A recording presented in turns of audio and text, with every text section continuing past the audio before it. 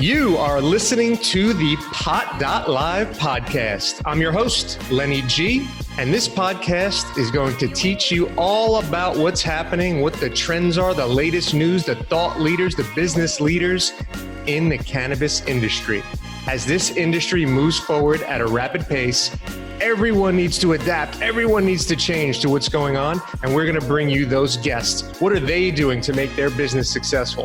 What are they doing to get their product out there? How are they getting exposure? How are they dealing with all the changing laws?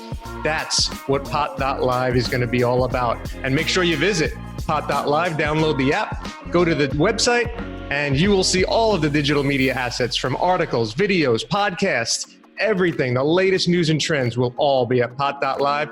Thanks for listening. Enjoy the show.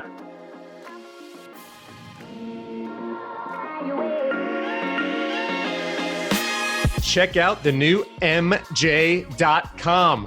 Connecting the culture, silencing the stigma.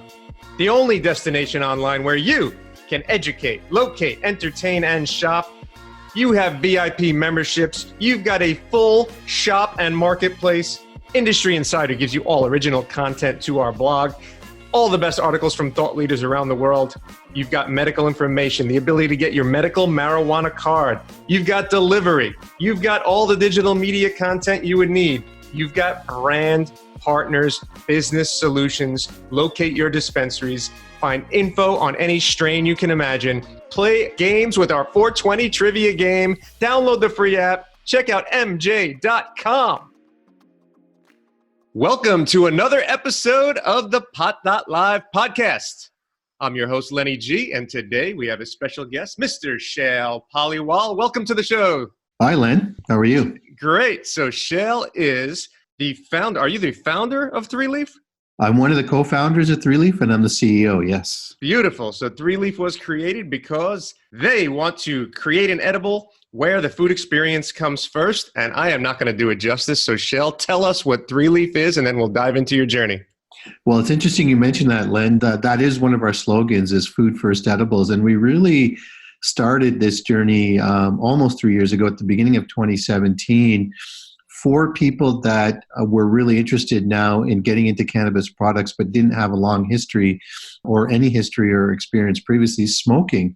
And so, legalization on a state-by-state basis is happening in the US and in Canada. We've got federal legalization of cannabis, and edibles are about to become legal in Canada at the end of this year. And so with that, we thought there'll be all kinds of people that would now be interested and feel a little more comfortable, less stigma around trying cannabis products, but wouldn't necessarily want to get into smoking or vaping. And we said, let's create an edible that really, quite frankly, just tastes very, very good, is made mostly with natural ingredients. And obviously, people, have heard or themselves have had some terrible experiences with edibles. So, making sure that it was dosed properly, not only is that required under the rules and regulations anywhere, but it's also just make you feel more comfortable trying edibles, knowing that the experience that you're being told is the case is actually going to happen. And that's the basis on which we started Three Leaf at the beginning of 2017. Great. So I'm going to dive into all your products that you have and the differentiation of your products and others on the market. But first, let's back up. Tell us about your personal journey. How did you get into cannabis? When was that? What did you do beforehand? And give us a little insight into who Shail Paliwal is. Yeah, absolutely. So I'm a serial entrepreneur. I spent many, many years, working in startups, getting involved very early on, mostly in the tech sector. And so I had left the startup I was involved with in the fall of 2016, took some time off, and then, met our co-founder, and we just started to get to know each other, and then started talking about this new phase of the cannabis industry, or the birth of an industry. And that was really kind of a fascinating thing that was happening. And being a student of business, I was like, how often is there a birth of a brand new industry happen in our lifetimes? And so that really got us thinking about what was happening and what we might want to do. And it really got us thinking, as I said a moment ago, about people that are novices and beginners, and they would be interested, and some of them may have recreational needs, but a lot of them, and this is kind of where I fit in, is there's just general and genuine health and wellness needs. And we said, let's start looking at what we can do to help people that are going to jump into the market now as consumers, but really just going to want to have good quality products. And so I saw this as a personal challenge, as an opportunity to really, help people with genuine health and wellness needs who just weren't there before. And look, people enjoy alcohol products. Sometimes they use it to help them with certain things. People are on prescription medications to help them with health and wellness needs. And this was just I realized very quickly, a much better, safer, and healthier way to help people with those things. And so we jumped in full steam ahead beginning of 2017. Great. So let's take this from a few different angles as far as the overall edibles market and your product in particular. So for the beginner, why should the beginner use a cannabis-infused edible? Well, here's the thing. One of our other slogans is start low and start slow. And so, our products specifically, range from 2.5 milligrams of THC per serving to 10 milligrams of THC per serving. So if you're now interested and have heard something, or a friend's told you, hey, you should try cannabis and edibles, you want to start with a really low dose. And because everything we do, as well as other edibles companies, is lab tested, if I tell you something's got 2.5 milligrams of THC, it has to have that within a 10% tolerance. Otherwise, you cannot even buy it at a licensed dispensary. So that's the first thing, is just you having confidence that it's going to be as it's advertised, and dispel a lot of the urban legends and myths and terrible stories that people have had before about just bad experiences with edibles. So that's number one. Number two, we make everything with almost extensively natural ingredients. And so as compared to purchasing flower and rolling your own joint or cigarette or vaping, it's just more healthy and much safer. And if you're coming at this from a specific medical condition, your doctor is going to tell you it's always better to try something like this than to smoke. It's just better for you. And so I think it's a safe way to get started. You can start with a low dose. Another way to look at this is, when we were all younger and explored alcohol and drinking and all that, we did it in our teenage years. And so if we got messed up, it was, it would be awkward, but it was, attributed to just being a crazy teenager. A lot of people now are into their 30s, 40s, 50s and beyond, and now they're going to figure out how to consume cannabis. But you got a job, you got family, and so the consequences of having more in your system than you thought are just more grave. And so again, starting with a healthy edible product that's low dosed, that's lab tested, it's just a safer way to get into something, and it's going to lead to just a better way to manage anyone's health and wellness needs. And what are the differences between the feeling you get after smoking and the time lapse, I guess, or taking an edible in your experience? Yeah, excellent question, Len. So you're talking about the onset time. And so when you smoke, the high that you get, it kicks in almost immediately within seconds. The difference with edibles is the onset time is delayed because it's not going through your lungs, it's going through your digestive system into your bloodstream and into your body. And so edibles can take anywhere from 30 to 45 minutes before you start to feel the psychoactive effects from a THC-infused product. And so you just need to know that going in, and it can last, the duration can be anywhere from 4 to 8 hours. And so the key there is to just, again, I keep coming back to the slogan, start low and start slow, and build up kind of your tolerance. The other thing that'll impact you too is what else you've had to eat or drink. And so if you're enjoying edibles in a social setting and you're also having alcohol products, you just have to keep that in mind as well too. And so, a lot of when we connect with consumers and also with our clients, the dispensaries, we spend a lot of time on education. And what you've just asked is a key part of that, is understanding what's going to happen and how long it's going to happen and how long it's going to last for. And then just experiment, but experiment with lab tested products, with safe products, and buy them from licensed dispensaries, because we all have to follow rules and regulations. So it's just a safer way to get started. Yeah, and I think the important item in safety there is, and I've witnessed with my own eyes, which is funny, but also could be dangerous, is people take an edible and they're like, after a few minutes, I don't feel anything, and they take more and they start eating them like candy. And then all of a sudden, they're a mess, right? So you do have to be careful.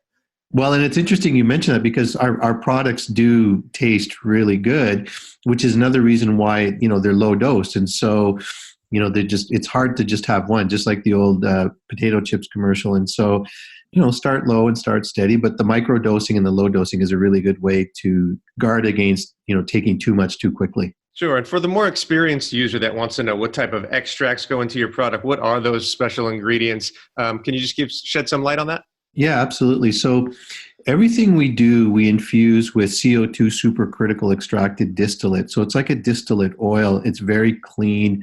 And there's two reasons why we did that. One is using distillate oil that's extracted that way ensures that the actual cannabis that goes into the food product and then into your system is very, very clean and healthy. By going through that extraction process, there's a higher chance that any kind of residual pesticides or solvents, microbes or heavy metals that might enter into the cannabis product in a raw form during the cultivation stage gets stripped away and removed. So it's just healthier and safer for you, number one. Number two, again, our focus, like I was saying earlier, is on beginners and novices. And our feeling was that they weren't necessarily going to want their edibles to taste or smell like cannabis. And so by using CO2 supercritical extracted distillate, it strips away any of that taste or that aroma or the flavor profiling, as people call it, that comes from other forms of cannabis. And so that way, you just really enjoy the taste of the food product first and foremost, and then can trust that the cannabis will kick in 30 to 45 minutes afterwards.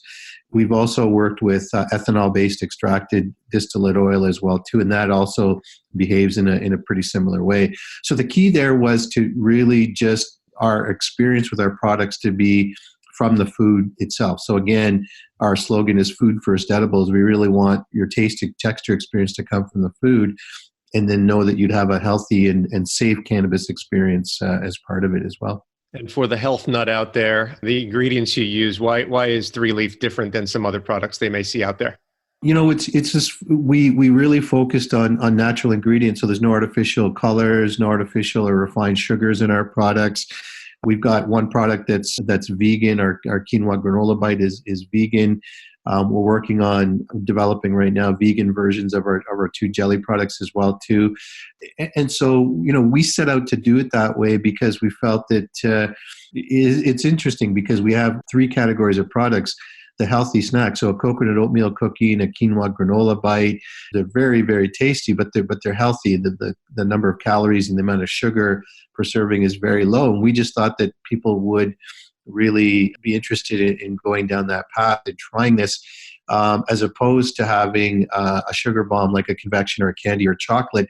And look, there are times and places where you just want to treat yourself. And so we do have a peanut butter cookie and a double chocolate cookie, which is more of a treat or an indulgence. But as compared to some of the other products out there, they're just, again, mostly natural ingredients, natural sweeteners, and just more healthy. And we just felt that there's this, this trend has been going on for a long, long time, but people just want to generally enjoy what they have, but try and do it in a more healthy way.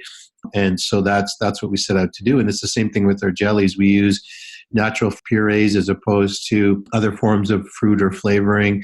And there are other products out there in the California market that just, when you look at them, it's like, that shade of blue just doesn't seem natural. And so, we wanted to just provide a very different experience. And again, it comes back to beginners and novices that are very interested in trying cannabis products and edibles, but are making those buying decisions based on the same way that they buy other food and grocery products: healthy, trustworthy, and just reliable and consistent serving after serving. Now, do you offer a CBD only line, or is everything THC on your product line? Yeah, we have two products that are what we call ratio products. So the peanut butter cookie and the double chocolate cookie that I was referring to a moment ago, they're what we call a 1-to-1 product. So they've got 5 milligrams of THC and 5 milligrams of CBD. So it gives you a very blended experience. It'll give you the relaxation from THC, but it'll also help you with some of the physical ailments, inflammation, and physical stresses that you may have on your body at the moment. So we started with those about a year ago. We brought those onto the market in California. And in terms of future products, we're also looking at more CBD heavy products. something that might be 4-to-1 or 5-to-1 ratio CBD to THC, where you'll have, maybe 8 or 10 milligrams of CBD and 2 milligrams of THC. And we find that there are definitely CBD only products out there, but from the science perspective, the CBD actually works well when it's coupled with a small dose of THC.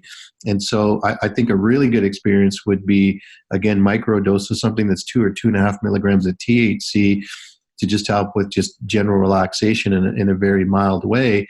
But then the CBD will help you with just, and it's interesting because it could be, again, a genuine physical issue that you have that you want help with, or if you're very active, but after an intense workout, have muscle tightening or inflammation, then this can help you with that. And so that's something that we're actively working on right now, and we'll introduce, like I said, a 4-to-1 or 5-to-1 ratio CBD to THC product early in the new year as well.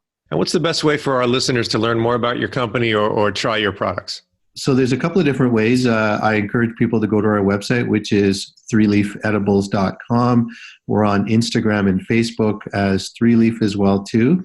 And so whether it's on the website or on social media, we do spend a lot of time just with basic education and, talking about a lot of things we talked about today, like what's the difference between smoking cannabis and ingesting it? What's the difference between THC and CBD?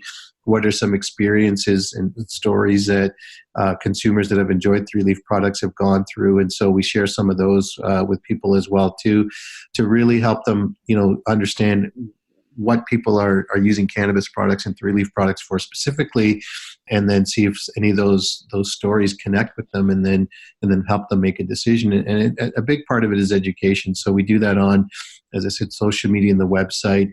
Our products right now are offered in California across the state. Our website has a store locator, and we can certainly also encourage people to email or contact us directly, DM us over Instagram or private message on Facebook, and we're happy to engage with people and direct them to our retail partners that are supporting us right now. Great. And we'll put all that in the show notes. So let's start talking from a business perspective, since we do have a lot of listeners that are business owners in the industry.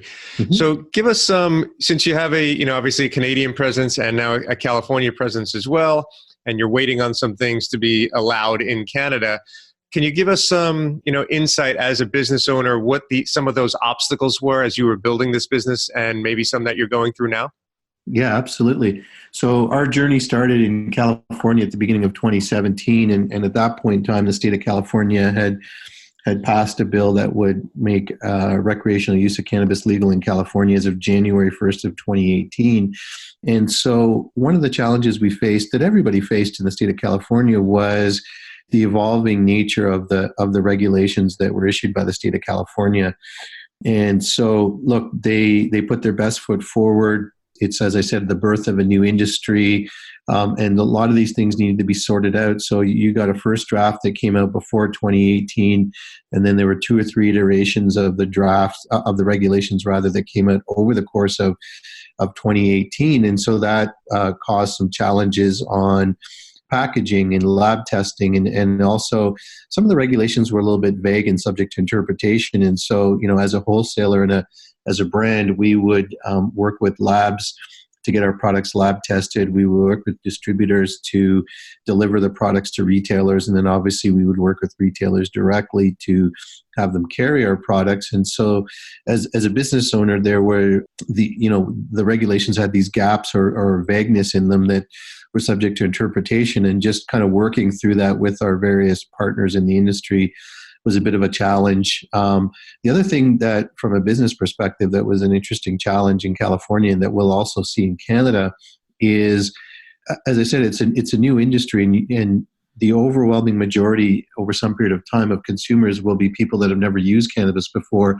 So you can imagine that if we were doing food and beverage products into a mature industry, that we would have consumer buying patterns, accepted retail practices that we could rely upon, and then just focus on our products and building our brand and reach. But you've got consumers that are still trying to figure out, like we talked a little bit about this earlier in the podcast, consumers are still trying to figure out what they want, how they want it. So you've got an evolving set of characteristics for consumer demand. You've got retailers that are offering our products and operating retail locations. They're still trying to figure out how to run their businesses as well too. So you've got a lot of shifting ground that took place in California and that we're still working through there. One of the differences between the California market and the Canadian market that's about to open up is from a branding perspective. So you are allowed to follow a lot of traditional consumer packaged good and retail business practices and packaging and branding practices in California, which is nice. On the Canadian side, things are going to be a lot more restricted. For example, on the cannabis packaging at the beginning, you're only allowed one instance of a logo. The rest of it is pretty consistent regardless of what type of cannabis product you have. And so it just makes it harder as a brand to kind of stand out. You have to get a little creative in terms of what you're going to do. Now, it's the same for everybody, so everyone's starting from the same starting point, but that's going to be a challenge. And then on the Canadian side also, for businesses where, the Canadian cannabis industry, you could say, really got started in 2012 with Canopy Growth and Tweed, becoming the largest cannabis company in the world, and their journey got started and led this wave that I'll call Cannabis 1.0. And it was built on the back of cultivation and extraction. And that's kind of reached its initial maturity. And so people are expecting in 2020 for Cannabis 2.0 to be the second wave. And that's going to be built on the back of real science and innovation and on the back of brands. And so that was part of the thinking for Three Leaf, waiting until 2020 to launch. Obviously, our products were going to be legal in 2020, so that was an important part of it. But we're also going to be part of this second wave of the cannabis industry. That's a really a cool and exciting thing. In terms of business challenges, I was talking about the evolving and maturing nature of consumers in California.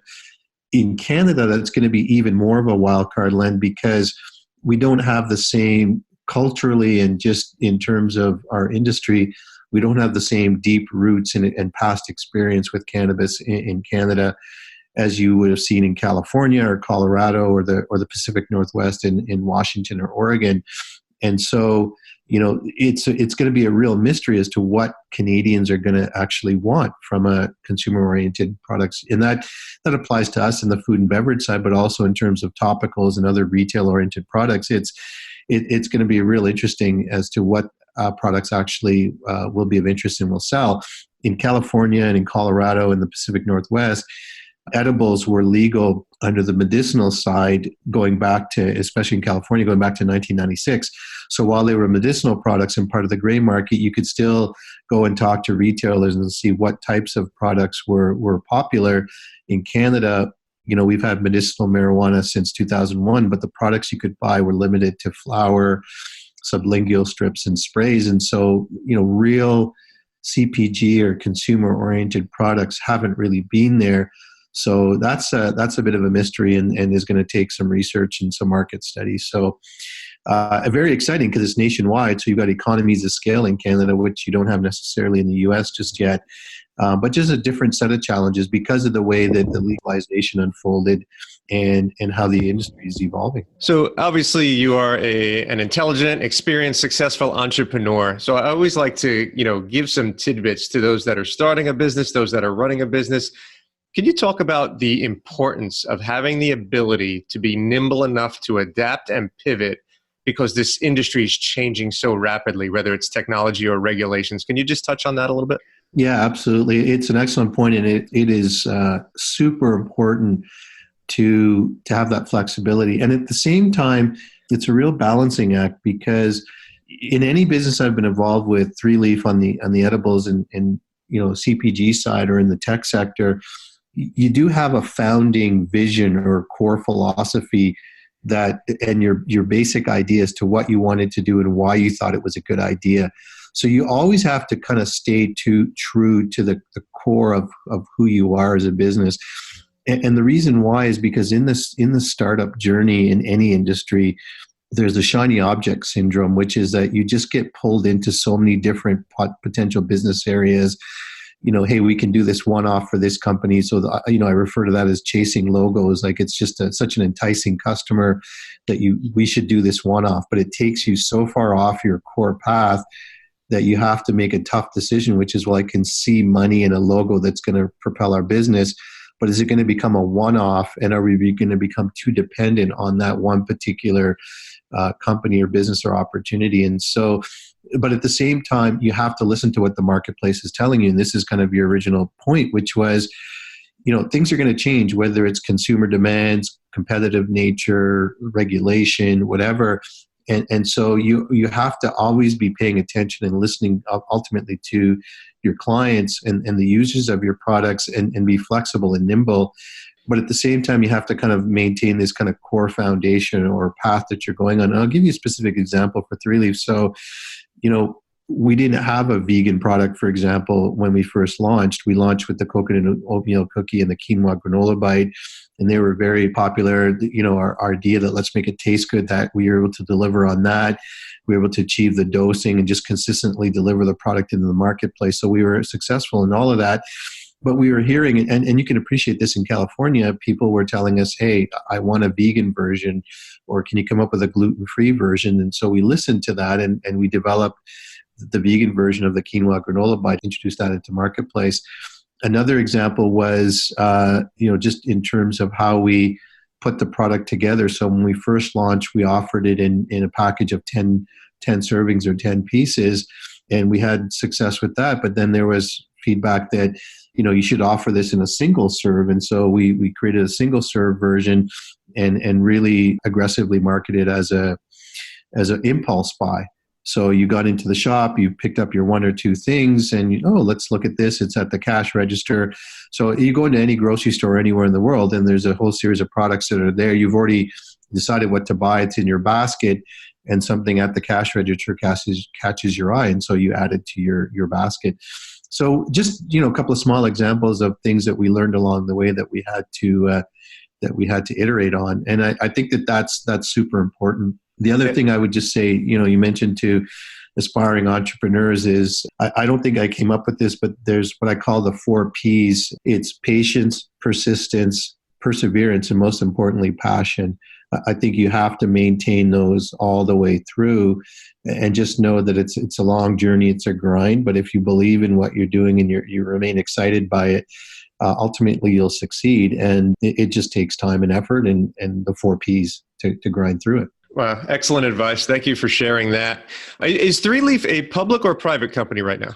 Three Leaf is private. We've been supported by a group of angel investors, both in the U.S. and Canada, and I'm very grateful for their support. They've been with us since the beginning. So our plans are to stay private for the moment, but we're, when the opportunity comes up and business grows, we'll look at going public. But for now, we're privately held.